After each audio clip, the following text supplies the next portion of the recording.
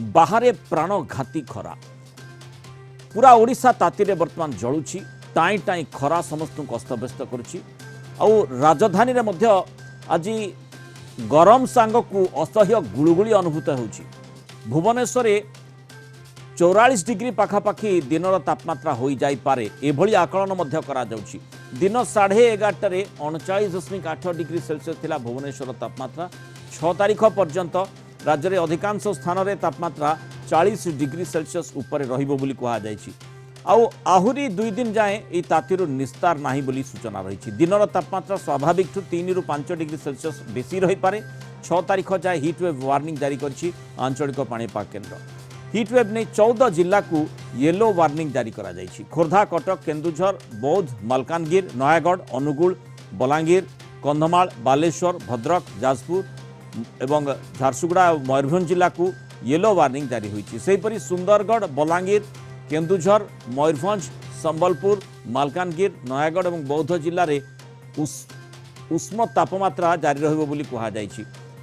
7 तारिख बेलू किंतु तातीरु सामान्य आश्वस्ति मिलबार संभावना कथा कहा जाउछि। कारण विभिन्न समय आज जेम देखि थाउ जेतेबेले अत्यधिक गरम होता है सही समय काळ बैशाखी ही टिके आश्वस्ति आनी थाए। तेणु गरम रु से प्रकार स्थिति आश्वस्ति आणिब कि ये होची वर्तमान समय अपेक्षा गुरुत्वपूर्ण कथा होची केमिति आमे मुकाबिला करि परिबा। ए प्रकार स्थितिर मुकाबिला निहाती महत्वपूर्ण। तेणु तुरंत जलछत्र खोलिबा पय निर्देश रही। प्रबल ग्रीष्म प्रवाह को दृष्टि रखी 5 महानगर निगम कमिशनर को निर्देश दिया जायछि। हिटवेव मुकाबिला पय पदक्षेप नेबाकू भुवनेश्वर, कटक, संबलपुर, ब्रह्मपुर एवं राउरकेला महानगर निगम कमिशनर को अतिरिक्त स्वतंत्र रिलीफ कमिशनर पद्मनाभ बेहरा चिठी लिखिछंती।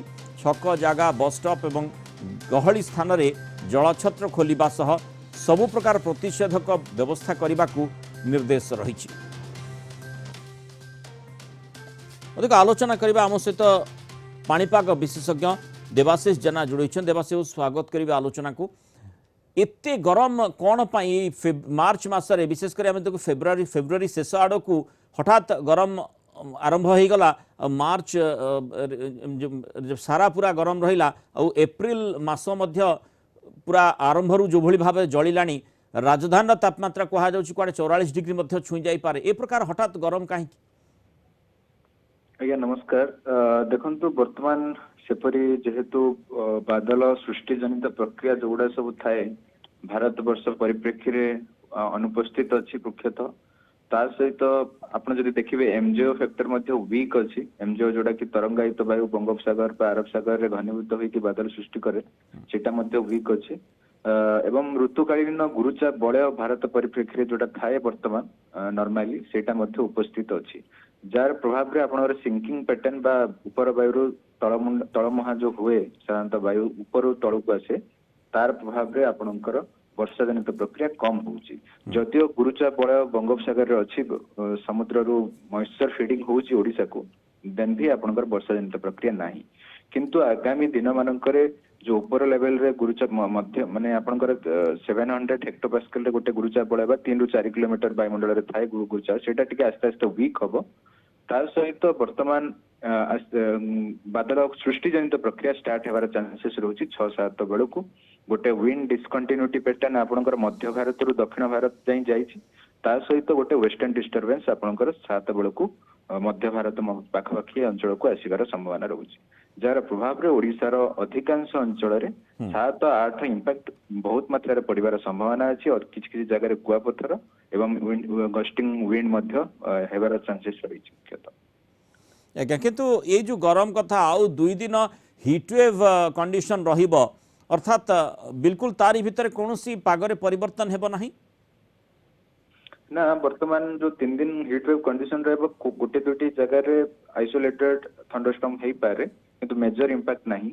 आगामी 3 दिन पर ही आपनकर इंपैक्ट एई जो हीट कंडीशन बा हीट लो कंडीशन वर्तमान अछि थर्मल लोड गोटे ओडिसा रो एटमॉस्फियर रे तो सेटा सुहाइबो काल बैशाखी को अधिका घनीभूत करबा को एवं किछि किछि जगह रे कुआपथर वर्षा बा इंटेंस स्पेल आगामी 7-8 निश्चित भाव ओडिसा रे हेबार संभावना रहउछि।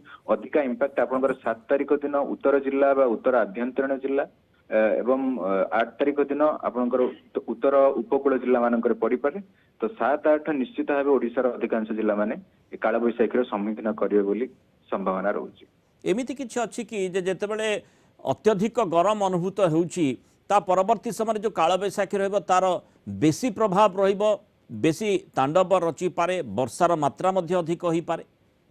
हाँ निश्चित भाव देखो जेहेतु बर्तमान टेम्परेचर अधिक रोचे तो हिट लो कंडीशन जो वायुमंडल अधिका गरम थिबा जो आपणकर जो कन्वेक्टिव एक्टिविटी बा बादल सृष्टि प्रक्रिया गुड़िक अधिका माने सक्रिय होती तल वायु को गुड़ा को ऊपर को अधिका मात्रा नियंती जार प्रभाव में हेलस्टॉर्म एक्टिविटी बा कुआपथर वर्षा होता है मुख्यतः। तो निश्चित भाव आप टाइम टा सुहाइब तापमात्रा वृद्धिटा काल बैशाखी को एवं यही स्पेलटा गला पर आपनकर नेक्स्ट गोटे वेस्टर्न डिस्टर्बेंस 10 आड़ को उत्तर पश्चिम भारत में प्रवेश करिवो तार प्रभाव रे आपनकर 14 रु 16-17 भितर पुणी ओडिसा रे रेनफॉल एक्टिविटी सेकंड काल बैशाखी जनित परिस्थिति पुणी आउथरे आसीबार संभावना रहउची। मु फेरुची आमे आलोचना को मध्य आगो को बढ़ेबा एठी दर्शकों को कहि रखे जे भुवनेश्वर आंचलिक पाणीपाग विज्ञान केन्द्र पक्षरु कोन सूचना दिया जायछि टिके आसंतु सुननेबा तापर आलोचना को बढ़ेबा। गतकाली राज्य में 10 रु 11टा सहर में 40 डिग्री टेम्परेचर अधिका रेकर्ड करा जायछि। ता सहित सर्वाधिक टेम्परेचर सर्वाधिक तापमात्रा मालकानगिरी आउ बौद्ध रे 42 डिग्री सेल्सियस रेकर्ड करा जायछि।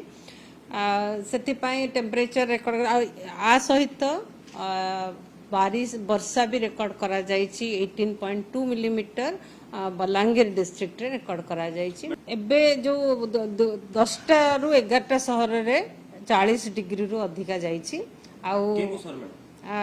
मोस्टली जो टेम्परेचर अधिका जायछि मालकानगिरी रे जायछि, बौद्ध रे जायछि, बिन बलांगीर आउ सब इंटीरियर डिस्ट्रिक्ट रे जायछि अधिका टेम्परेचर। से टेम्परेचर लिस्ट में दे दैछु काली। आज जो फोरकास्ट रही एबे आग को जो 48 आवर्स रे टेम्परेचर मेंटेन रहबो। दिन तापमात्रा 2 रु 3 डिग्री बढ़िबार संभावना रही। देखो तो आम देखा पूर्व जो आम सूचना जारी करूँ कि ये जो 5 और 6 तारीख ये जो 2 दिन रोचे से 2 दिन में मुख्यतः तापमात्रा प्रभाव यथेष्ट अधिक कारण आम गतकाली सूचना जारी करूँ कि केतक स्थान में 2 रु 3 डिग्री पर्यंत तापमात्रा वृद्धि होकर संभावना होता है।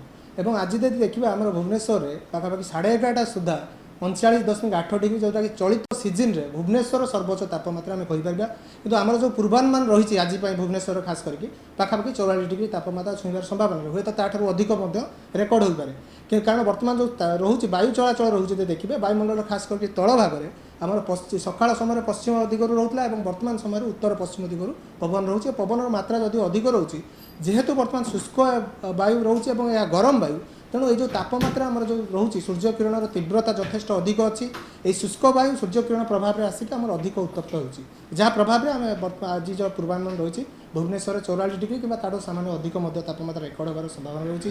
केवल भुवनेश्वर नुहे अनेक सहर में तापमात्रा 42-43 डिग्री पर्यंत तापमात्रा छुईबार संभावना रही। ताकू लक्ष्य करके आम देखा आगामी जो 2 दिन रोचे आज और आसंता काली ये जो 2 दिन में हिट वेव्र प्रभाव यथेष्ट अधिक रज आम खास करके देखा सुंदरगढ़ है बलांगीर टिटलागढ़ ये सब सहर में आमर जो रोचे वार्ड नाइट कंडीशन रियलाइज होती सहित आम गत 24 घंटे अनेक स्थान में जो 40 डिग्री पाखापाखि तापमात्रा रेकर्ड होती खास करके 11 सहर में तापमात्रा 40 डिग्री कि अधिक रेकर्ड होती जो बौद्ध और मालकानगिरी गतकाली सर्वोच्च दिन तापमात्रा 42 डिग्री रेकर्ड।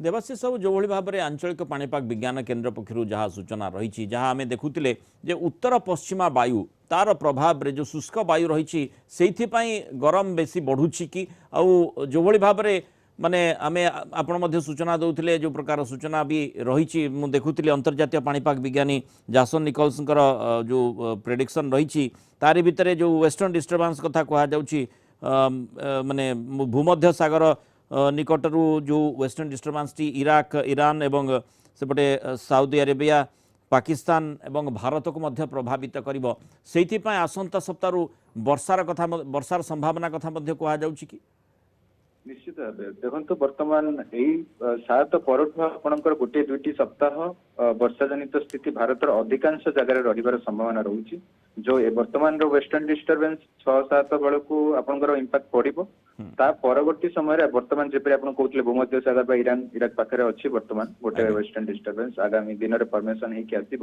ଯୋଉଟା କି ଭାରତ ବର୍ଷରେ 10 ତାରିଖ ବେଳକୁ ଉତ୍ତର ପଶ୍ଚିମ ହିମାଳୟ ପାଖାପାଖି ଅଞ୍ଚଳରେ ଇମ୍ପାକ୍ଟ ବା ନର୍ଥ ଇଷ୍ଟ ଇଣ୍ଡିଆରେ ଇମ୍ପାକ୍ଟ ପକେଇବ ଆସ୍ତେ ଆସ୍ତେ ତାର ଇଷ୍ଟୱାର୍ଡ ମୁଭମେଣ୍ଟ ହବ ବା ପୂର୍ବ ଦିଗରେ ମୁହାଁ କରିବ ସେଇଟା ଆପଣଙ୍କର ପୁଣି ଭାରତ ବର୍ଷର ଅଧିକାଂଶ ରାଜ୍ୟରେ ତଥା ଓଡିଶାରେ ମଧ୍ୟ 14-15 ରୁ ଆପଣଙ୍କର 16-17 ମଧ୍ୟରେ ନିଶ୍ଚିତ ଭାବେ ଇମ୍ପାକ୍ଟ ପଡିବାର ଚାନ୍ସେସ୍ ରହୁଛି ତ ଏଇଟା ଦିଟା ସ୍ପେଲ କାଳବୈଶାଖୀ ଜନିତ ସ୍ଥିତି ଆପଣଙ୍କର ଓଡିଶାରେ ଆମେ ଦେଖିବା ତ ତା ପରବର୍ତ୍ତୀ ସମୟରେ ମଧ୍ୟ ନିଶ୍ଚିତ ଭାବେ ଓଡିଶାରେ ଟେମ୍ପରେଚର କମିବାର ଚାନ୍ସେସ୍ ରହୁଛି ଏବେ ଯେମିତି ବର୍ତ୍ତମାନ ଆମେ ଦେଖୁଥିଲେ ଯେଉଁ ପ୍ରକାର ସୂଚନା ରହିଛି 39 ବା 40 ଡିଗ୍ରୀ ଉପରେ ଅନେକ ସହରର ତାପମାତ୍ରା ଆଉ ସମୟ ରହିଛି ଯେଉଁ 44 ଡିଗ୍ରୀ ପାଖାପାଖି ବା ତାଠୁ ଅଧିକ ରହିପାରେ ବୋଲି ଯେଉଁ ଆକଳନ କରାଯାଉଛି ସେ ପ୍ରକାର ସମ୍ଭାବନା କୁହାଯାଇପାରେ କି ହଁ ଆଜି ଆଗାମୀ 24-48 ଘଣ୍ଟା ଏଭଳିଆ ସ୍ଥିତି ହେଇପାରେ ଆପଣଙ୍କର ମୁଖ୍ୟତଃ ଯୋଉଟା ସବୁ ରହୁଛି ସିଟି ଭୁବନେଶ୍ୱର ବା ଆପଣଙ୍କର ଇଣ୍ଟେରିୟର ଜିଲ୍ଲା ଗୁଡିକର ମଧ୍ୟ କିଛି ଜାଗାରେ 43-42 ଯାଇପାରେ